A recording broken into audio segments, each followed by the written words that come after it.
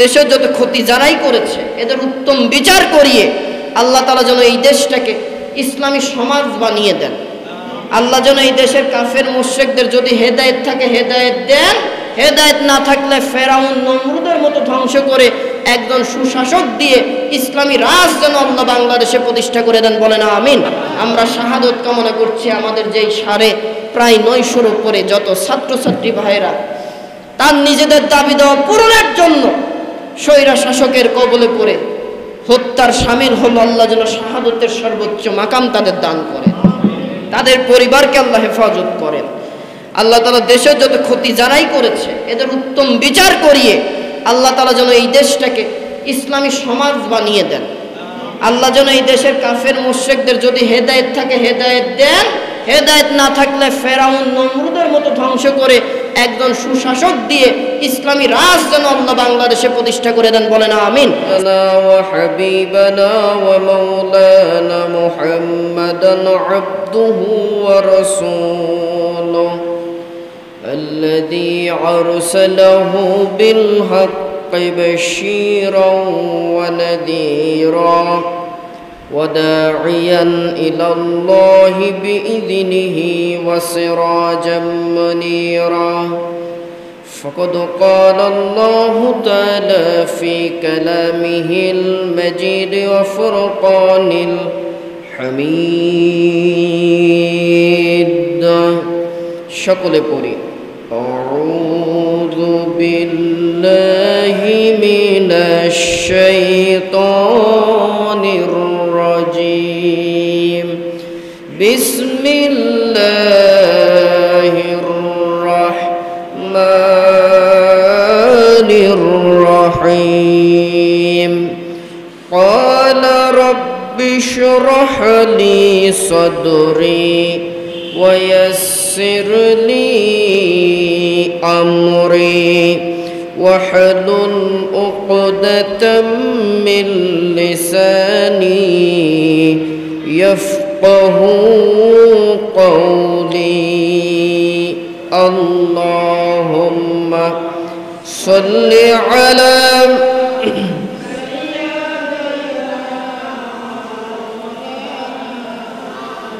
وعلى آل سيدنا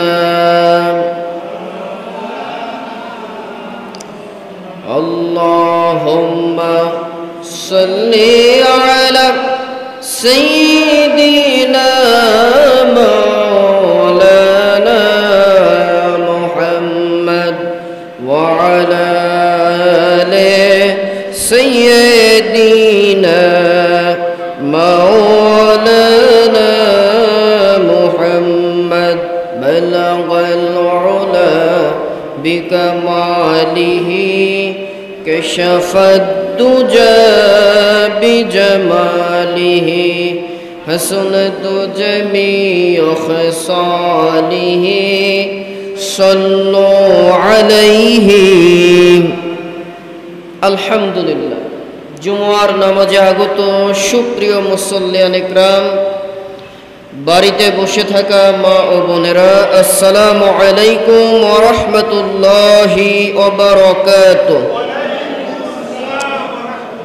মহান রব্বুল আলামিনের আলিশান দরবারে শুকরিয়া আদায় করে নিচ্ছি, যেই মহামনিব আল্লাহ তাআলা আমাকে আপনাকে পবিত্র জুমার দিন, গুনাহ মাফের দিন, দোয়া কবুলের দিন, তারই ঘর মসজিদের মেহমান করেছেন জুমার নামাজ আদায়ের লক্ষ্যে। পাশাপাশি অল্প সময়ে গুরুত্বপূর্ণ নসিহতমূলক কথা বলার ও শোনার যেই মাহবুদ আমাকে আর আপনাকে তৌফিক দিবেন, তার গোলাম হিসেবে তার দেওয়া জবান দিয়ে শুকরিয়া আদায় করে পড়ছি আলহামদুলিল্লাহ। দরুদ ও সালাম বর্ষিত হোক বিশ্ব মানবতার মুক্তির দিশারি নবী মুহাম্মদুর রাসূলুল্লাহ সাল্লাল্লাহু আলাইহি ওয়াসাল্লামের উপরে। রূহের প্রশান্তি কামনা করছি যারা ঈমান নিয়ে চলে গিয়েছেন কবরে আমাদের মাঝ থেকে, বিশেষ করে ইসলাম প্রতিষ্ঠার জন্য যারা জীবন দিয়েছেন, শহীদ হয়েছেন, গত সপ্তাহে ঘটে যাওয়া প্রায় 900-র উপরে যেই সকল ছাত্রছাত্রী নিজেদের দাবি দাওয়া পূরণের লক্ষ্যে নিজেদের জীবন দিলেন, আল্লাহ রব্বুল আলামিন তাদেরকে যেন শাহাদতের সর্বোচ্চ মাকাম দান করেন।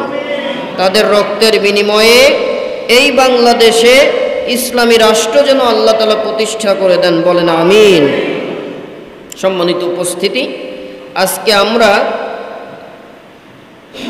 একজন গুরুত্বপূর্ণ নবী ও রাসূল, আল্লাহর জলিলুল কদর পয়গম্বর হযরত মূসা আলাইহিস সালাম, তার কিছু কথা আমরা শুনব, মৌলিক কিছু দাওয়াতি কাজ নিয়ে এবং আল্লাহ তাআলার সহায়তা নিয়ে। আল্লাহ তাআলা যেন আমাকে ইখলাসের সাথে বলার, আপনাদেরকে আমলের নিয়তে শ্রবণ করার তৌফিক দান করেন, বলেন আমিন। আমার সাথে প্রত্যেকেই পড়বেন, না পারলেও জবান নাড়াবেন, যাতে আল্লাহ কোরআন তেলাওয়াতের নূর আমাদের অন্তরে পতিত করেন, বলেন আমিন। জবান ছেড়ে পড়ুন, আউযু বিল্লাহি মিনাশ শাইতানির রাজিম, বিসমিল্লাহির রাহমানির রহিম। ক্বালা রাব্বি ইশরাহ লি সাদরি ويسر لي أمري واحلل عقدة من لساني يفقهوا قولي صدق الله العظيم। আল্লাহ রব্বুল আলামিন সূরা তাহা 25 থেকে 28 চারটি আয়াতে কারিমায় বলছেন, ক্বালা, সে বলল, রব্বি ইশরাহ লি সদরি, হে আমার রব, তুমি আমার জন্য আমার বক্ষকে, আমার হৃদয়কে প্রশস্ত করে দাও। ওয়াসির লি আমরি, আমার জন্য আমার কাজকে তুমি সহজ করে দাও। ওয়াহলুল উকদাতাম মিন লিসানি, আমার জিহ্বার সব জড়তা তুমি দূর করে দাও। ইয়াফকাহু কওলি, আর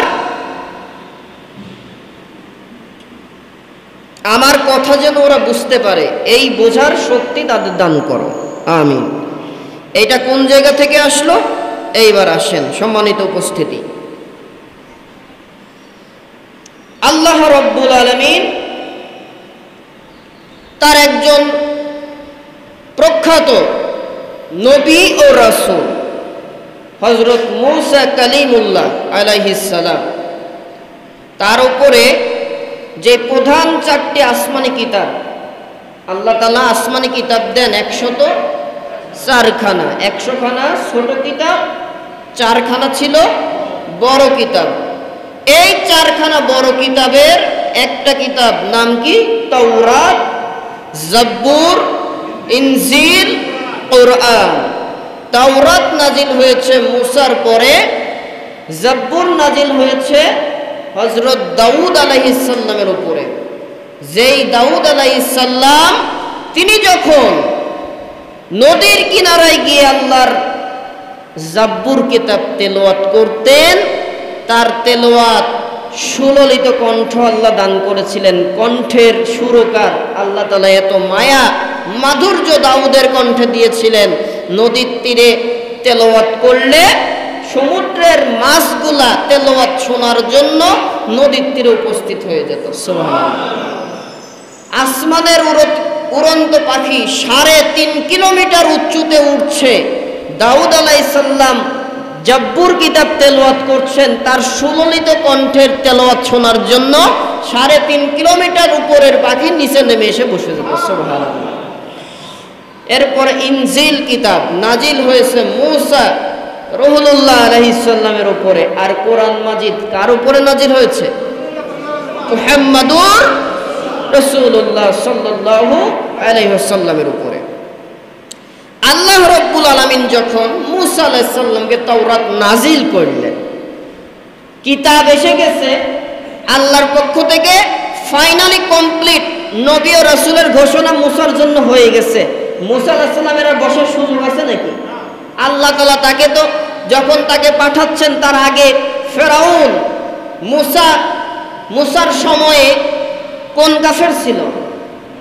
ফেরাউন। ফেরাউন বলা হয় মিশরের যত রাজা বাদশার দায়িত্ব পালন করেছে তাদেরকে ফেরাউন বলা হয়, এটা তাদের উপাধি। কিন্তু ফেরাউন তার নাম না। মুসার সময়ে যেই কাফের ছিল, যেই ফেরাউন ছিল, তার নাম মুফাসসিরিন ইকরাম দুই একটা নাম বর্ণনা করেছেন। তার ভিতরে গ্রহণযোগ্য নাম হচ্ছে ওয়ালিদ ইবনে রাইয়ান। কাফেরের নামটা কি? ওয়ালিদ ইবনে রাইয়ান। সম্মানিত উপস্থিতি, আদমের ঘটনা শুনতে গেলে ইবলিসের কথা বলা লাগে। কথা কি ঠিক আছে তো? মুসার কথা বলতে গেলে ফেরাউনের কথা বলতেই হবে, না হলে মুসার নবুয়তের বর্ণনা দেওয়া যায় না। এরপরে মুহাম্মদুর রাসূলুল্লাহর কথা বলতে গেলে আবু জাহেলের কথাও বলতে হয়, তা না হলে রাসূলুল্লাহর সম্মান বোঝা যায় না। ঠিক তেমন কিয়ামত পর্যন্ত ঈমানদারদের পক্ষে কোরআন ও হাদিস থেকে কথা হবে, বলতে হবে, শুনতে হবে। ঈমানদার হলে বিশ্বাস করে নিতে হবে, যদিও নিজের এমনকি নিজের দলের বিরুদ্ধে যাই যাক, কোরআন আছে যেখানে আমরা থাকব।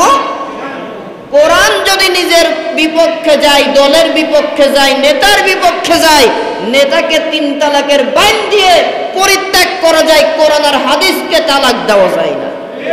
সম্মানিত উপস্থিতি, অতএব মুসার কথা বলতে গেলে ফেরাউনের কুৎসা, ফেরাউনের খারাপ কাজের বর্ণনা আসবে। এটার সাথে যদি নব্য যুগের ফেরাউনদের কাজ মিলে যায়, তারা যদি আফসোস করে কোরআনের বিরোধিতা করে, ওই ফেরাউনকে আল্লাহ শুটকি বানাইছে এদেরকে শিক্ষা নেওয়ার জন্য, আর এই ফেরাউনগুলোর জন্য টাটকা জাহান্নামে আল্লাহ জায়গা করে দেবে। সম্মানিত উপস্থিতি, এইবার আসেন আল্লাহর কাছে যে মুসা দোয়া করলো, কলা মুসা বলল কি, রব্বি ইশরাহ লি সদরি, আল্লাহ তাআলা আমাকে তুমি, ও আমার রব, আমার বক্ষকে, হৃদয়কে প্রশস্ত করে দাও। ওয়াসসির লি আমরি, আমার জন্য তুমি কাজকে সহজ করে দাও। কি কাজ, কি জন্য তিনি দোয়া করলেন? এই কথাটা বলার জন্য আল্লাহর এর আগে তথা 25 নম্বর আয়াতের আগে 24 নম্বর আয়াতে আল্লাহ তাআলা আগে মুসাকে একটা আদেশ দিয়েছে। কি? মুসা রে, তোমাকে তো আমি নবুয়ত দিলাম, রাসূল হিসেবে ঘোষণা করে দিলাম, তাওরাত কিতাব নাজিল করে দিলাম, আর বসে থাকার সুযোগ নাই। কি করবা? তোমার মূল কাজ শুরু হয়ে গেল। কি? আল্লাহ মুসা কালিমুল্লাহ আলাইহিস সালাম, আল্লাহ তাআলা যখন তাকে তাওরাত কিতাব নাজিল করে দিলেন, দেওয়ার পরে তিনি যখন নবী ও রাসূলের ঘোষণা পেয়ে গেলেন, আল্লাহ তাআলা এইবার নবীর আসল কাজের ঘোষণা দিচ্ছে। ওরে মুসা, তুই যখন দুনিয়াতে আসতেছিস, দুনিয়াতে আসার পূর্বেই ওই ফেরাউন কত গর্ভবতী মায়ের পেট চিরে বাচ্চাকে মেরেছে, মাকেও মেরেছে, এক ঘরে স্বামী আর স্ত্রীকে থাকতে দেয়নি যাতে তুই মুসা না আসিস। কিন্তু আমি আল্লাহ রব্বুল আলামিন তোমাকে আমি দুনিয়াতে পাঠাবো, আমি তোমাকে দুনিয়াতে পাঠিয়েই মুসার পতন করব, আর আমার ধর্মকে উজ্জীবিত করব, তাওরাত কিতাব নাজিল করে মানুষকে জান্নাতের পথে আনবো। এটা যেহেতু আমি আল্লাহ তাআলার চিন্তাধারা, প্ল্যান, আমি আল্লাহর ইচ্ছা, এজন্যই এই মুসা, শুনে রাখো, ফেরাউন কত সংখ্যক মা এবং গর্ভবতী মহিলা, নবজাতক ছেলেদেরকে মারল, স্বামীদের এক ঘরে থাকতে দিল না। আমি আল্লাহ রব্বুল আলামিন তুমি মুসাকে জন্মের পরে ওই ফেরাউনের ঘরেই লালন পালনের সুরক্ষা দিয়ে, নিরাপত্তা দিয়ে লালন পালন করার ব্যবস্থা আমি আল্লাহ করে দিয়েছি। সুবহানাল্লাহ। কৌশলকার। এজন্যই আল্লাহ তাআলা বলেন, ওয়া মাকারু ওয়া মাকারাল্লাহ, কাফের মুশরিকরা ষড়যন্ত্র করে, কাফের মুশরিকরা ষড়যন্ত্র করে আমার দিনকে মুছে দেওয়ার জন্য, আর আমি আল্লাহ কৌশল করি, আমি আল্লাহর কৌশলের কাছে কাফের মুশরিকদের সকল ষড়যন্ত্র শেষ হয়ে যায়। সুবহানাল্লাহ। তাহলে মুসাকে ঠেকাতে গেল ফেরাউন, কত সংখ্যক মাদের হত্যা করলো, নবজাতক শিশুদের গলা টিপে পায়ের নিচে ফেলে মেরে ফেললো। ঠিক নাই, আল্লাহ কিন্তু মুসাকে সর্বোচ্চ নিরাপত্তা ফেরাউনের ঘরে, ফেরাউনের পালিত সন্তান হিসেবে লালন পালন করে বড় করে তুলল। সুবহানাল্লাহ।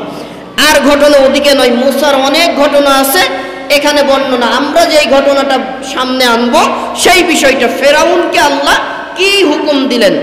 আল্লাহ রাব্বুল আলামিন বলেন, ও মূসা, তোমাকে আমি আল্লাহ তাআলা এত বড় করেছি, নিরাপত্তা দিয়েছি, নবুয়ত দিয়েছি, আসমানি প্রধান একটা কিতাব তাওরাত নাজিল করেছি।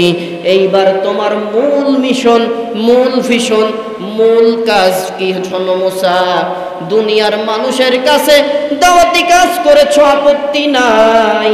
এইবার যাবা দেশের রাজার কাছে, কারণ দেশের রাজা প্রধানমন্ত্রী যদি ঠিক হয়ে যায়, ওই দেশে ইসলাম প্রতিষ্ঠা হতে 1 মিনিট দেরি হয় না। কথা কি বুঝছেন তো? ঘুমাচ্ছেন কারা একটু দেখি তো, ঘুম দিচ্ছেন কারা? আমার দিকে তাকান, লুক এট মি প্লিজ। সম্মানিত উপস্থিতি, আল্লাহ রাব্বুল আলামিন 24 নম্বর আয়াতে কারিমা সূরা তাহার নাজিল করে দিয়ে মূসাকে আদেশ করলেন, ইযহাব ইলা ফিরআউন ইন্নাহু তাগা। ও মূসা, তুমি ফেরাউনের কাছে যাও, সে নিজেকে রব দাবি করে, মাবুদ দাবি করে, সীমা লঙ্ঘন করে ফেলেছে। ফেরাউন তথা ওলীদ ইবনে রায়্যান, সে কাফের ফেরাউন, সে সীমা লঙ্ঘন করে ফেলেছে। ওর কাছে যাও, আমার দিনের দাওয়াত নিয়ে যাও। ঘোষণা কার ভাই? একটু জোরে বললে কি গুনাহ টুনা হবে নাকি? কার ঘোষণা? কাকে দিলেন নির্দেশনা? মূসাকে। কার কাছে যেতে? ফেরাউন তো এলাকার মূসার প্রতিবেশী নাকি? কে ফেরাউন? কে? জি, মিশরের ওই সময়ের রাষ্ট্রপ্রধান। আসলে তার নাম ফেরাউন নাকি? কি নাম? ওয়ালিদ ইবনে রায়্যান। ওই সময়ের কাফের, নিজেকে মাবুদ দাবি করেছে, রব দাবি করেছে। এইবার মূসা বলছে, আল্লাহ তুমি তো বড় কাজ করতে আমাকে দিলা, আমার তো কয়টা সমস্যা আছে। কি সমস্যা? 1 নম্বর, আমি যখন ছোট ছিলাম এই ফেরাউন আমি নবী কিনা, কারণ আমার কাছে ফেরাউন যখন একটু চুমা নেওয়ার জন্য আসতো, একটু আদর নেওয়ার জন্য আসতো, আমি তো আর কাফেরের গালে চুমা দিতে পারি না। তার মানে ওই সময়ে নবী আলাইহিস সালাম আদম থেকে শুরু করে যত নবী আসছে কাফেরদের সাথে আতাত করেনি। আর আমরা কাফেরদেরকে বন্ধু না বানালে, ভারতকে বন্ধু না বানালে নিজেদের চলেই না। আমি কি বুঝাতে পারছি ভাই? সম্মানিত উপস্থিতি, মূসা আল্লাহর পয়গম্বর, আল্লাহ রাব্বুল আলামিনের পক্ষ থেকে এসেছেন আম্বিয়া, পয়গম্বর। তিনি কোনোদিন কাফেরের পক্ষে না। আসিয়া এত আদর করে, আর ফেরাউন যেই মুখটা নেয় ঠাস করে সর মারে। আর নবীর সর পাওয়ার কম না বেশি? এতটাই বেশি ওর মাথা ঘুরে যায়। এবার ফেরাউন ডাক দেয়, আসিয়া রে, আমার তো ভয় হয়, এই মালই সেই মাল, এ তো আমি মারতে পারি নাই। আসিয়া বলে, কি বলো? তোমার রাজ্য পরিচালনার মোহ এতটা ধরেছে, ছোট বাচ্চাকেও তুমি একদম কোনটার সাথে গুলাই ফেলছো। মা আসিয়া বলছেন। ফেরাউন বলে, না রে আসিয়া, আমার সন্দেহ এই বাচ্চাটাই হবে আমাকে ধ্বংসের জন্য আসতে পারে, আমি আর পরীক্ষা করব। এবার কি করলো? রাজপ্রাসাদে আগামীকালকে উপস্থিত করা হবে বাচ্চাকে। 2টা পাত্রে একটা লাল বর্ণের খাবার আর একটা লোহা গুলিয়ে লাল টকটকে করে ফেলা, 2টাই সামনে এনেছে। যদি মানুষের বাচ্চা হয় সে সচরাচর আপনার লাল বর্ণের দিকে হাত দেয়। সম্মানিত উপস্থিতি, 2টা খাবার যখন তার সামনে এনেছে, মূসা আলাইহিস সালাম যেহেতু নবী, তিনি তো আর ভুল করবে না। তিনি কি ভুল করবে? তিনি কিন্তু খাবারটাই ধরতে গেছে। আর আল্লাহ তাআলা জিব্রাইলকে দিয়ে বলে, জিব্রাইল তাড়াতাড়ি হাত ঘোরা। মূসা যদি আজকে খাবারে হাত দেয়, ওর এখানেই কিচ্ছা খতম হয়ে যাবে, ওর আর নবুয়ত পাওয়া যাবে না। কি কর, হাতটা ধরে আগুনের লোহার বর্ণের টুকরার কাছে দিয়ে দে। ঠিক তাই, টুকরা নেওয়াও সারা, মুখে দেওয়াও সারা, সাথে সাথে আলা জিব্বা পুড়ে গেল। মূসা আলাইহিস সালাম তখন থেকে আর স্পষ্ট করে কথা বলছি, আমি কিন্তু ফেরাউনের লোক। কথা কি বুঝছেন তো ভাই? আমার কথা না, আল্লাহর কোরআনের ভেতরে আল্লাহ সব বর্ণনা করেছেন। উত্তম বর্ণনা আল্লাহ নবীকে শোনাচ্ছেন। ও নবী, আপনার সময় শুধু না, কিয়ামত পর্যন্তই শুধু এই কাহিনী চলবে না, আগেও করেছে। ওই যাদের রক্ত যাদের ভেতরে আছে তারাই কিন্তু বারবার বলবে, তুই কি আমাকে চিনিস? আমি সরকারের লোক। কথা কি বুঝছেন ভাই? একটু মিলাবেন যদি নিজের ভেতরে চলে যায়, এই নামাজ দিয়ে যদি আল্লাহর জান্নাত পেতে হয়, ওই সব জিনিসকে তালাক দিয়ে কোরআনের পক্ষে আসতে হবে। বুঝলে বুঝপাতা, না বুঝলে তেজপাতা। বুঝেও যদি না বুঝার ভান করে চলেন ভাই, নাজাতের ওসিলা আপনার জন্য নাই। সম্মানিত উপস্থিতি, ফেরাউন, মুসা আলাইহিস সালাম ওখানে উপস্থিত। কি বললা তুমি ফেরাউনের লোক, কি হয়েছে? ওর টাকা দাও। মুসাকে বলছে, দেখো মুসা, তুমি হুজুর মানুষের ভিতর থাইকো না, তুমি তোমার কাজে যাও, এটা আমার আর ওর ব্যাপার। মুসা আলাইহিস সালামের রাগ হয়ে গেছে, ঠাস করে এক চর মারছে। চর মারতেও দেরি, ফেরাউনের ওই জালেম স্বৈরা শাসকের সৈন্য মাথা ঘুরে পড়ে ওখানে দুনিয়ার থেকে বিদায়। সারা জায়গায় রটে গেল মুসা ফেরাউনের লোক হত্যা করে ফেলেছে। এই নিয়ে অনেক বড় ঘটনা। যেটা বোঝাতে চাইলাম, মুসা আলাইহিস সালাম কথায় জড়তা ছিল, ওনার মেজাজ ছিল গরম। এক কথায় একবার বলবে, দ্বিতীয়বার ওনার হাত চল। কথা কি বুঝলেন তো ভাই? এই ফেরাউনের কাছে এবার দীর্ঘদিন পরে আল্লাহ তাআলা তার দিনের দাওয়াত নেওয়ার জন্য পাঠাচ্ছে, কিন্তু মুসা তো কথা বলতে পারে না, স্পষ্টভাবে অস্পষ্ট, একাকী ব্যক্তি। এই জন্য সাহায্য চাচ্ছেন কি? ক্বালা রব্বি শরহ লি সদরি, হে আমার রব, তুমি আমার বক্ষকে, হৃদয়কে প্রশস্ত করে দাও। ওয়ায়াসসির লি আমরি, আমার জন্য আমার কাজকে তুমি সহজ করে দাও। যেই কাজ তুমি আমাকে দিলা গো আল্লাহ, এই ফেরাউনের কাছে আমি তোমার দিনের দাওয়াত নিয়ে যাব।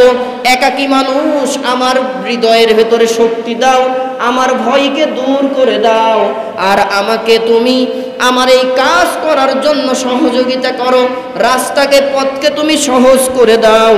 ওয়াহলুল উকদাতাম মিন লিসানি, আমার জিহ্বার সব জড়তা তুমি দূর করে দাও। আমিন বলেন।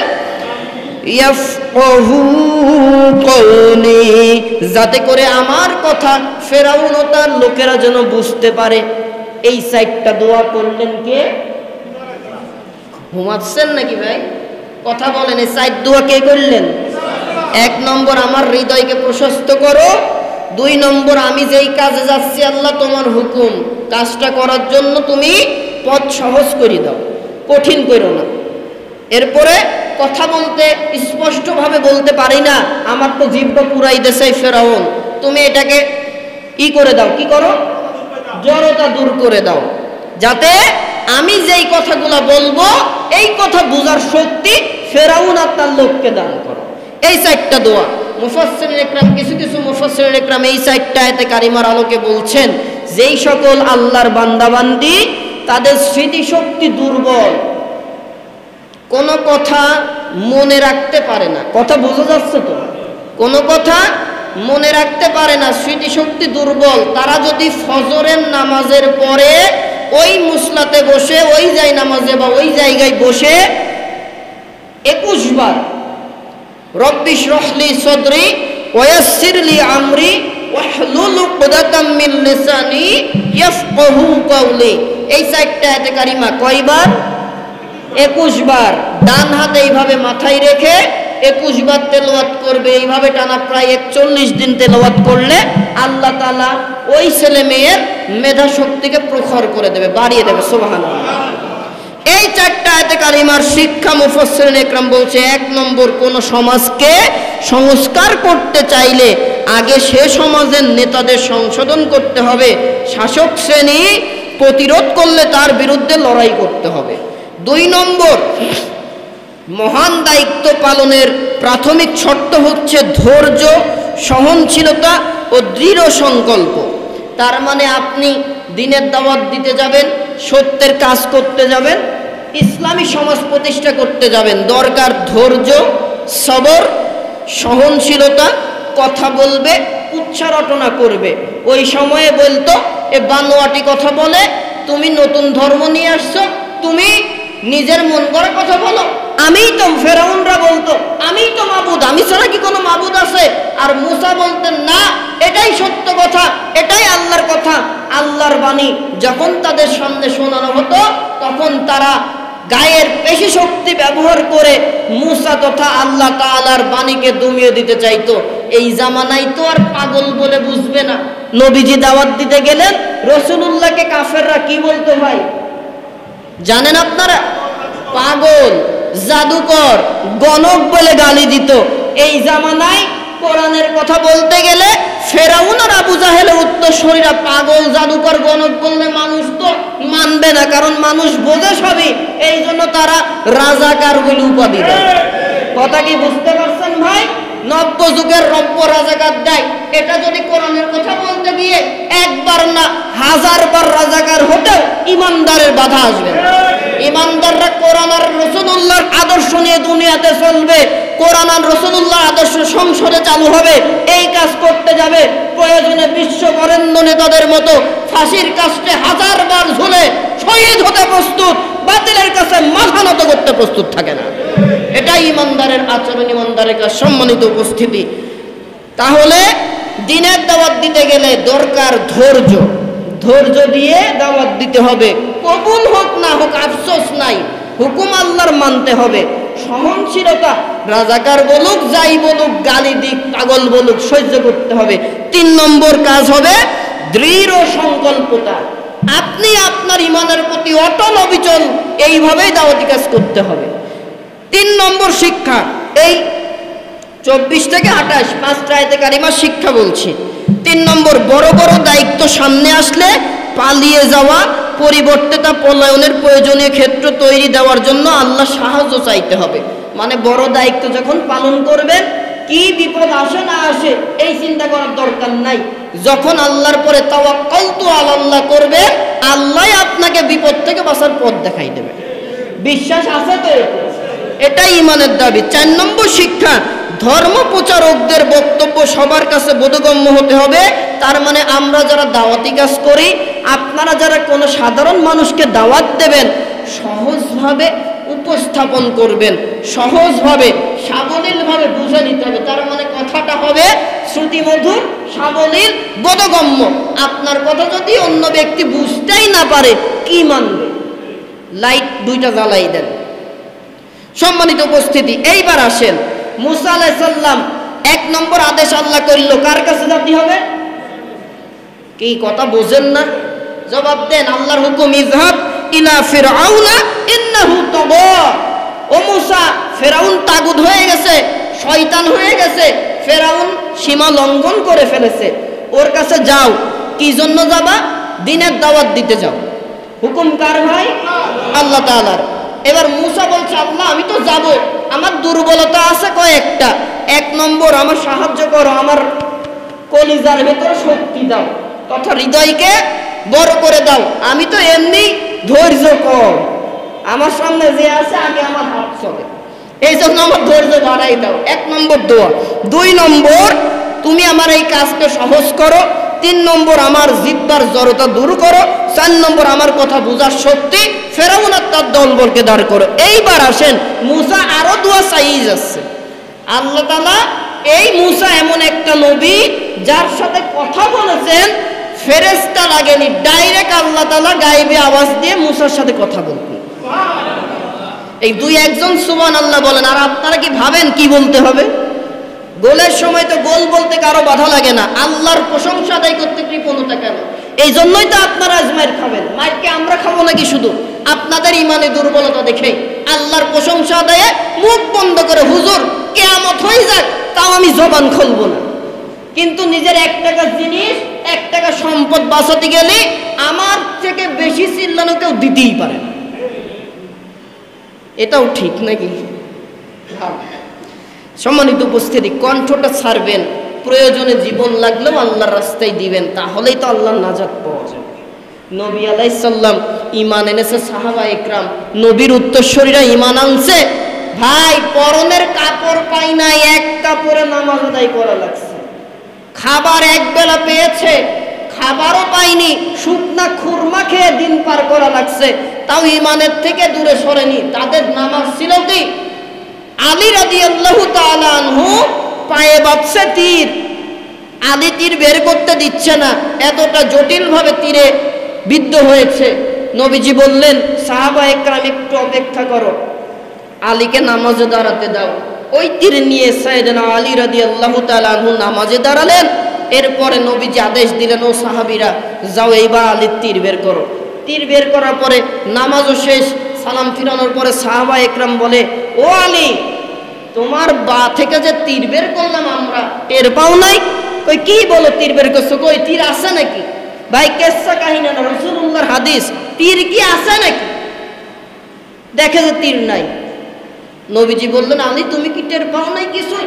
কই ইয়া রাসূলুল্লাহ, না, আমি যখন নামাজ দাঁড়িয়েছি আল্লাহর সাথে আমার দিদার সাক্ষাৎ হচ্ছে, ইয়া রাসূলুল্লাহ আমি কিচ্ছু টের পাই নাই। সুবহানাল্লাহ।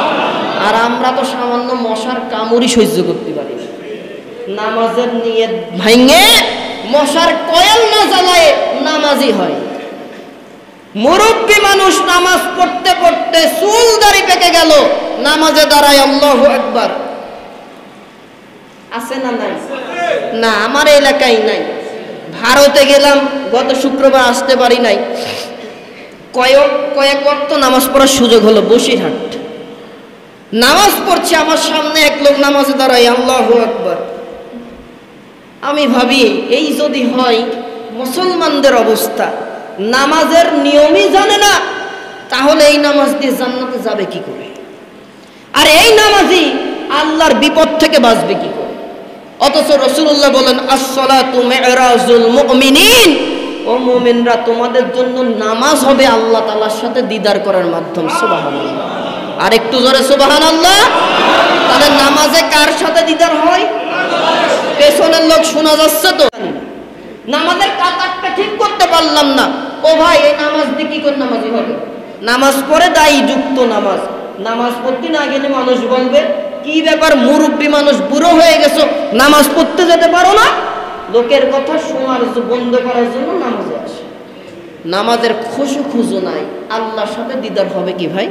আর সাইয়েদনা আলী রাদিয়াল্লাহু তাআলা আনহু তারা নামাজ পড়েছেন রাসূলুল্লাহর নির্দেশ অনুযায়ী। কি আল্লাহ রাসূল বলেন, সল্লু কামা রাআইতুমুনি উসাল্লি, নামাজ পড়ো সেভাবে যেভাবে আমি রসুলকে পড়তে দেখো।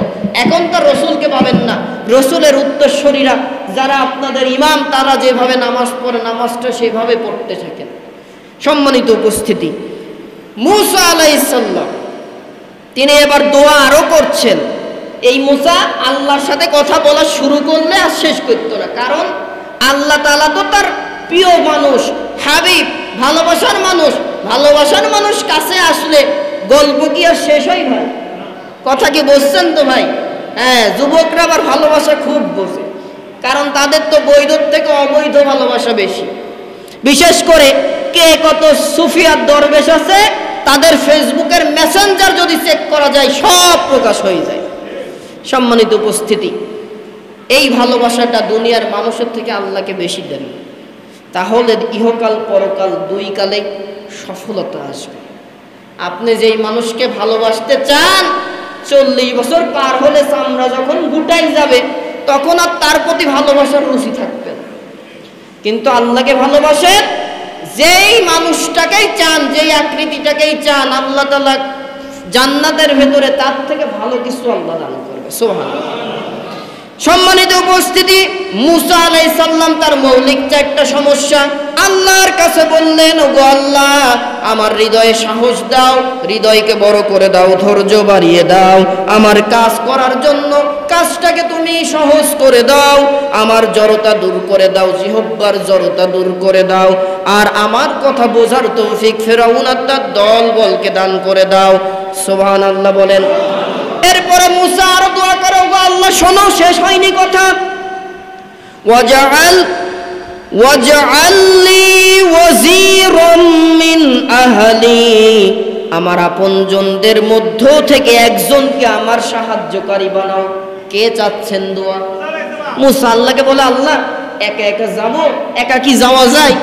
আপনি দূরের সফরে যাচ্ছেন, একা কি যেতে ভালো লাগে ভাই? বাবা হয়ে বসে থাকা লাগবে।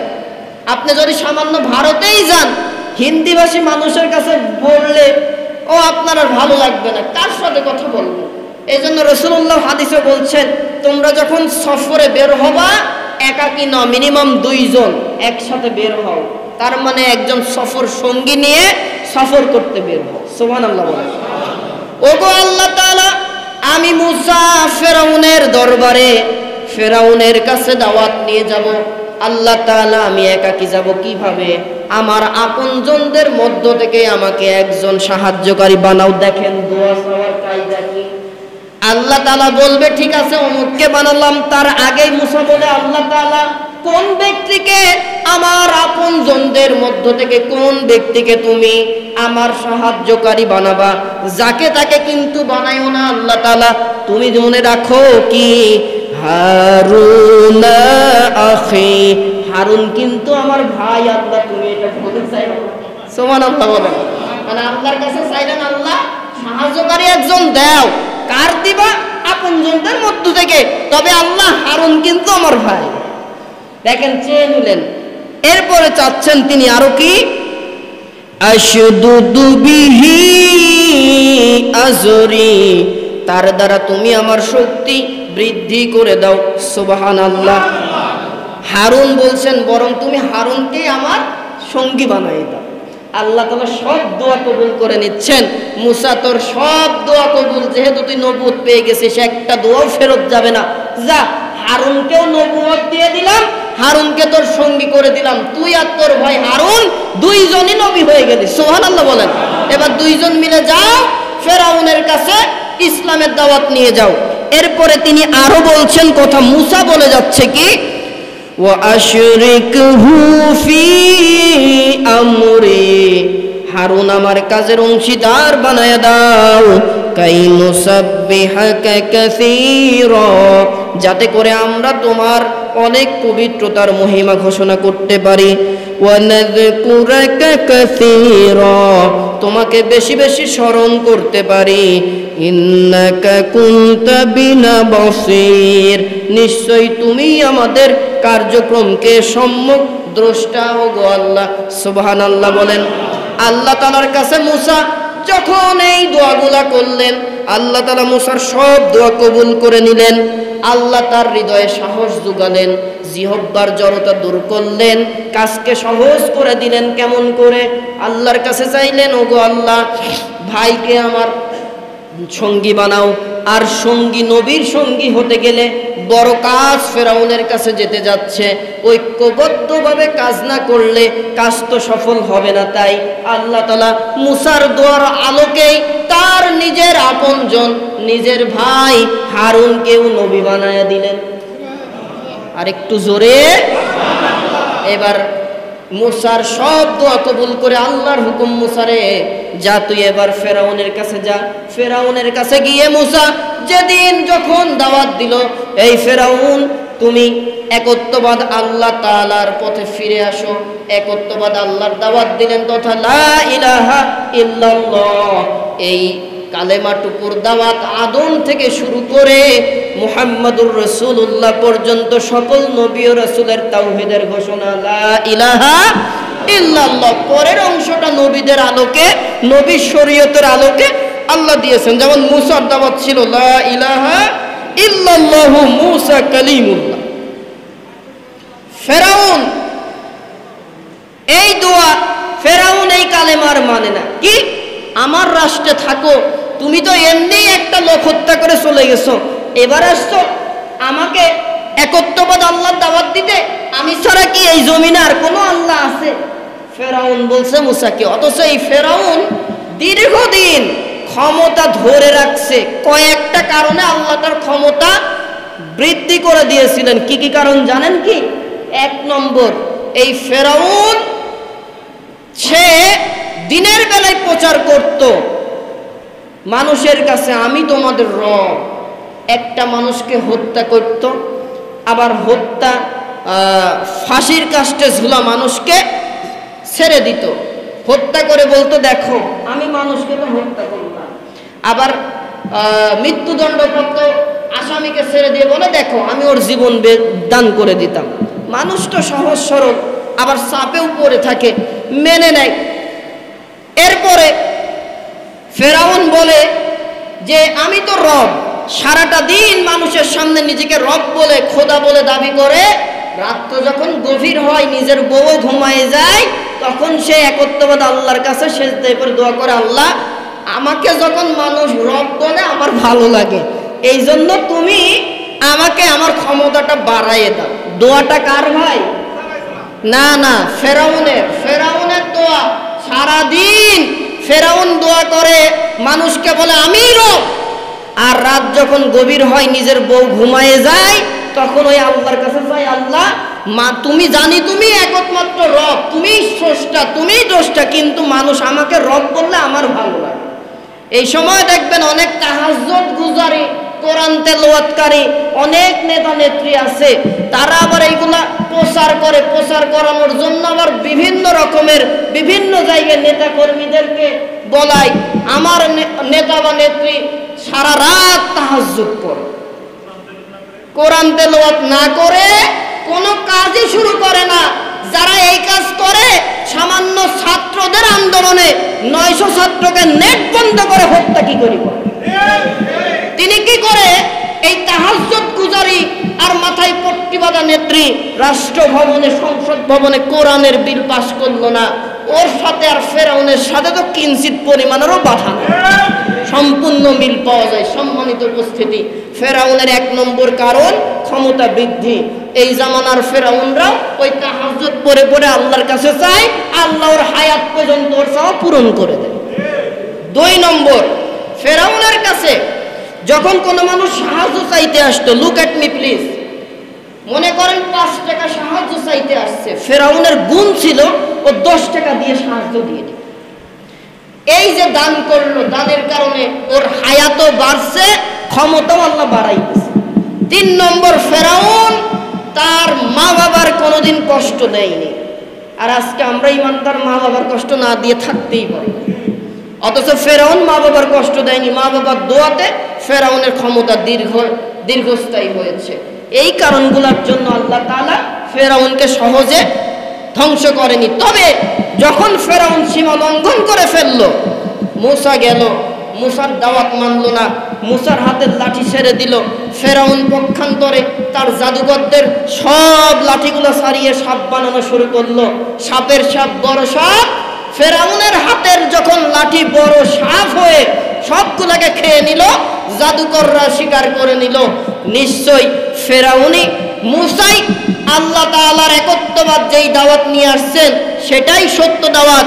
সকল জাদুকররা ঘোষণা দিয়ে দিল, ওই রাষ্ট্রের ওই মজলিসের মানুষগুলা ঘোষণা দিল, লা ইলাহা ইল্লাল্লাহু মূসা কালিমুল্লাহ। ঈমান নিয়ে আসলো মূসার উপরে। ফেরাউনের মেজাজ আরো গরম। কাফেরের সামনে যখন হক প্রতিষ্ঠিত হয়, ওর মাথা কি আর ঠিক থাকে ভাই? তখন দেখবেন নেটও বন্ধ হয়, টিভি চ্যানেলও বন্ধ হয়। এত রাগের রাগী হয়, নিজের তৈরি জিনিসগুলা নিজের লোক দিয়েই ধ্বংস করিয়ে বিরোধী পক্ষকে ফাঁসায়। সম্মানিত উপস্থিতি, নিজের ক্ষমতা টিকিয়ে রাখতে হবে, কারণ তারা জানে এখন এখান থেকে নামলে আমার পিঠে মায়ের একটাও, আর আমার পিঠ থেকে বাইরে একটা মাইরও পড়বে না, আর আমি যা অন্যায় করেছি হিসাব দিতে দিতে আমাকে মরতে হবে। ফেরাউন তারা শুরু করলো সৈন্য সামন্ত নিয়ে, যাও মূসাকে হত্যা করো, মূসাকে এবার হত্যা না করলে আমি শান্ত হব না। ফেরাউন নিজে তার দলবল নিয়ে মূসাকে তারা শুরু করলো। মূসা তার ইমানদার গোত্র হলো 12টা দলকে নিয়ে চলে আসলো নদীর তীর। চলে আসার পরে নদী সামনে, পেছনে সন্ত্রাস বাহিনী ফেরাউন নিজে তার দলবল, আর সামনে কি ইমানদারদের। এই মূসা ছিল বনি ইসরাইলের নবী। বনি ইসরাইল বুঝেন তো, ইহুদিদের নবী। কিন্তু এই ইহুদিরা এতটাই নিকৃষ্ট জাতি, ওরা ওদের নবীর সাথে বেয়াদবি করেছে, আর এদের মেধাটা এতটাই উন্নত, আল্লাহ তাআলা এই জাতিকে জান্নাতি খাবার দিয়েছিল নবীর মাধ্যমে। সুবহানাল্লাহ, পকেটে রাখেন ভাই, বলার দরকার নাই। যখন খাবারের টান পড়ছিল ইমানদারদের, আল্লাহ তাআলা জান্নাত থেকে সুমধুর খাবার, রুটি, তারপরে ভুনা মাছ, গোশত পাঠাইছিল। জান্নাতে খাবার আসলে মেধা বাড়ে না কমে? এই জন্য দেখবেন ইহুদিদের মেধা শক্তি এমনি প্রখর থাকে। সম্মানিত উপস্থিতি, এই ইহুদি জাতি ঈমান আনার পর তাদের ঈমানটা কত দুর্বল ছিল দেখেন। মূসা আলাইহিস সালাম সামনে, তার সাথে আছে ঈমান নিয়ে, পেছনে যেই ফেরাউনের লোকবল, সামনে নদী। এইবার ওরা বলে, মুসা গো, আল্লাহকে বলো এই বিপদ থেকে বাঁচাবে কিনা, আমরা তো দেখছি তোমার প্রতি ঈমান এনেই ভুল করলাম। দেখবেন যখনই কোনো আন্দোলন সংগ্রাম হয়, কেউ উৎসাহ দেয়, বিপদ যখন আসে তখন বলে কি ভুল যে করলাম। ভাই গো, ভুল না, ঈমান আনতে গেলে পরীক্ষা থাকবেই। মুসার পক্ষে থাকবেন ফেরাউনের গোষ্ঠী, জেল, জুলুম, হামলা মামলার ভয় আপনাকে দেবে। আপনি রাসূলুল্লাহর পক্ষে থাকবেন, আবু জাহেলের গোষ্ঠী আপনাকে ছেড়ে দেবে না, আপনাকে হত্যার পরিকল্পনা করবে। যেখানে মুহাম্মদুর রাসূলুল্লাহকে রাতের গভীরে হত্যা করতে ছাড়েনি, আপনাকে তো সামান্য গুম করবে, জেলে নিয়ে চারা তুলবে, নির্যাতন করবে, না খাইয়ে রাখবে, ইনজেকশন পুশ করে রাখবে। ঈমান যদি থাকে এতটুকু নিয়ে ধৈর্য ধরে থাকতে হবে, সবরে জামিল করতে হবে। সবরে জামিল আর ঈমানের প্রতি টিকে থাকলে আল্লাহ মুসাকে এবং তার দলবলকে নীল নদের ভেতরে, যেমন মুসাকে বলল মুসা হাতের লাঠি দিয়ে বাড়ি মারো, বাড়ি মারতে দেরি, নীল নদের ভেতর থেকে 12টা রাস্তা হয়ে গেল 12 গোত্রের জন্য, সবাই ওই পারে চলে গেল। এদিকে ফেরাউন আর তার দলবল যখন নীল নদের মাঝে, মুসাকে বললেন আল্লাহ মুসা আবার লাঠি দিয়ে বাড়ি মারো, লাঠি দিয়ে বাড়ি মারতে দেরি, সবগুলাকে নাকানি চুবানি খাইয়ে আল্লাহ তাআলা ফেরাউন আর তার লোকদের কিছু মানুষকে সলিল সমাধি করালেন। আর ফেরাউনকে কিয়ামত পর্যন্ত কাফের মুশরিক স্বৈরা শাসকদের জন্য শিক্ষা নেওয়ার জন্য সুটকি বানায়ে মিশরের জাদুঘরে রেখে দিলেন। এখান থেকে যারা শিক্ষা নেওয়ার তারা শিক্ষা নেয়, আর যারা শিক্ষা নিতে পারে না ওই ফেরাউনের উত্তরসূরি হয়েই জাহান্নামে তাদের যেতে হবে। সম্মানিত উপস্থিতি, মুসার লোক জেলের ভয় করে না, মুসার পক্ষের লোক, নবীদের পক্ষের লোক, রাসূলুল্লাহর পক্ষের লোক আমি আপনি যদি হই, জেল জুলুম হামলা মামলা, এমনকি বাড়িতেও যদি থাকতে না পারেন সমস্যা নাই, আল্লাহর পথ থেকে কি ঈমান থেকে সরে যাবেন নাকি? জি। তাহলে যত বিপদই আসুক আল্লাহ তাআলার ঈমানের পক্ষে থাকবো তো ইনশাআল্লাহ। ঈমানের পথে অটল অবিচল থাকবেন। মুসার লোকদেরকে আল্লাহ তাআলা 12টা রাস্তা করলো, মুহাম্মদুর রাসূলুল্লাহর উম্মতকে জীবনে গুনাহ মাফের জন্য আল্লাহ নিজে দায়িত্ব নিলেন। আর বড় বড় গুনাহ আল্লাহ ওই দিন মাফ করবে। ছোটখাটো ভুল আমি আপনি যদি করি, কিয়ামতে আল্লাহ তাআলা নিজ দায়িত্বে নিজের রহমানুর রহিম নামের ওসিলা করে গুনাহগুলো মাফ করে রাসূলুল্লাহর আদর্শের সৈনিক করে জান্নাত আল্লাহ দাখিল করে দিবে। আমরা শাহাদত কামনা করছি। আমাদের যেই প্রায় 900-র উপরে যত ছাত্রছাত্রী ভাইরা তার নিজেদের দাবি দেওয়া পূরণের জন্য স্বৈরা শাসকের কবলে পড়ে হত্যার শামিল হল, আল্লাহ যেন শাহাদতের সর্বোচ্চ মাকাম তাদের দান করেন, তাদের পরিবারকে আল্লাহ হেফাজত করেন। আল্লাহ তাআলা দেশের যত ক্ষতি যারাই করেছে এদের উত্তম বিচার করিয়ে আল্লাহ তাআলা যেন এই দেশটাকে ইসলামী সমাজ বানিয়ে দেন। আল্লাহ যেন এই দেশের কাফের মুশরিকদের যদি হেদায়েত থাকে হেদায়েত দেন, হেদায়েত না থাকলে ফেরাউন নমরুদের মতো ধ্বংস করে একজন সুশাসক দিয়ে ইসলামী রাজ যেন আল্লাহ বাংলাদেশে প্রতিষ্ঠা করে দেন। বলেন আমিন। সুবহানাকাল্লাহুম্মা বিহামদিকা আশহাদু আল্লা ইলাহা ইল্লা আনতা আস্তাগফিরুকা ওয়া আতুবু